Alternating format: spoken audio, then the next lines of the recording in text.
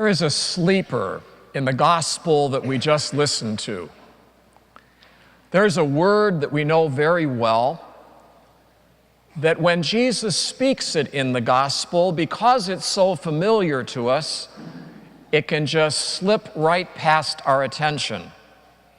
And this is the line: if you want to be the first of all, you've got to become the last of all and the servant of all.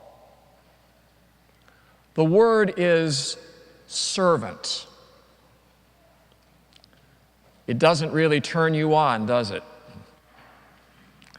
And probably because we associate that word with menial labor, like Topsy in Uncle Tom's Cabin, or like the maid of old who wore an apron and a mini cap, or the indentured servants in the colonies. But my thesis today is that servant is a synonym of Christian,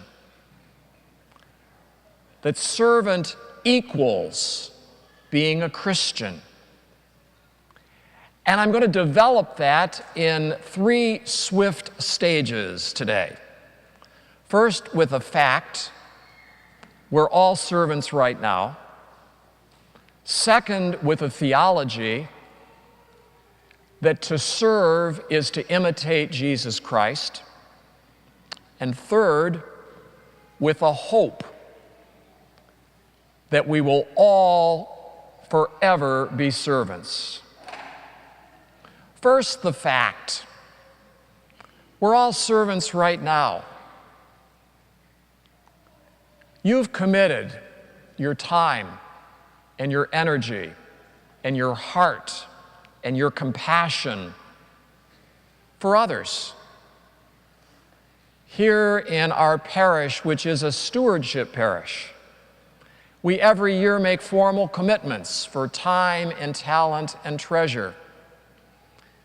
Commitments that we observe here in the parish and beyond the parish. The fact is, we are all servants right now, which leads to the second part, the theology, that to serve is to imitate Jesus Christ. All of your activities of service are impressive. But what I find even more impressive than the list is the spirit in which they are performed. You are doing them as Christians, as a way of life. You are imitating Jesus Christ. Remember that he had said about his own ministry here on earth. Jesus said, "I have come to this world not to be served, but to serve, to give my life for the ransom of the many." And why? Why would he be born of a teenage Jewish girl in Bethlehem? Why, as God made man, would he walk the dusty roads of the Holy Land, curing the sick, encouraging the downhearted, and raising the dead? Why would he befriend sinners, the poor, the outcasts of society? Why would he allow his enemies to beat his back with whips and crown his head with thorns and nail his body to a cross and hurl insults at him until he breathed his last breath? Why would Jesus, the Son of God, do that? Because he loves every man and woman that he has created in his image and likeness. Because he cares for everyone, man, woman, child, in order to live for us and to die for us. He became our suffering servant.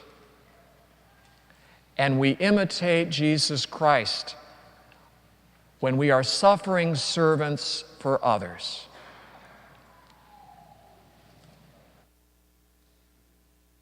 Every Mass ends with a command. The last spoken words that you will hear today before you go out those doors are these: go in peace to love and to serve the Lord. You don't leave this church alone today. Christ is with you. He goes with you. He goes with you as you try to serve others. Outside these walls, there are lots of lonely people. Perhaps inside these walls, there are lots of lonely people. There are people that depend upon you as they depend upon me to bring the presence of Christ to them, to bring the awareness that God is with them. Christ goes with us. We carry him to others. And we've got work to do. Right outside your doors, there are people who need you.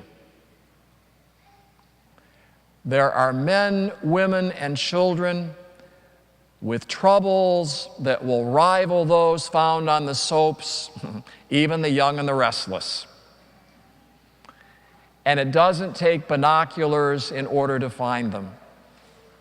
It just takes the naked eye and a heart that loves and that cares.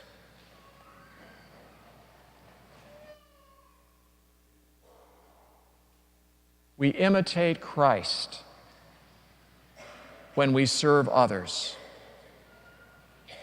We're servants now. We imitate him in our service. And then the third point, it's my hope that you will always be servants. That's our vocation as followers of Christ, to be like him, that we always be servants. And how? By being the person that God has created you to be. As Matthew Kelly puts it, who will be giving our parish retreat in November, to becoming the best version of yourself. The one that God has gifted you to be and graced you to be, to work at that and bring that best version of yourself in service to other people.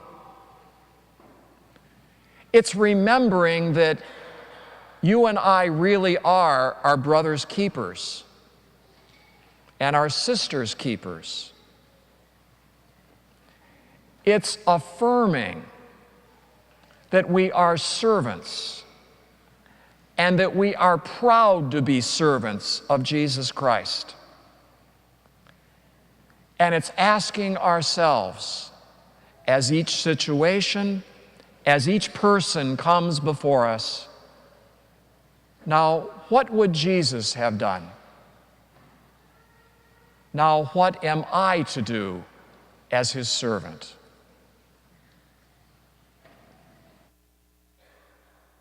My fellow Christians, I have high hopes for you in terms of our Christ-like service, but I also offer a caution.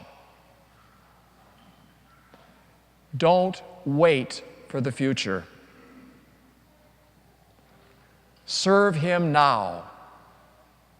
Serve him now, and serve him right here.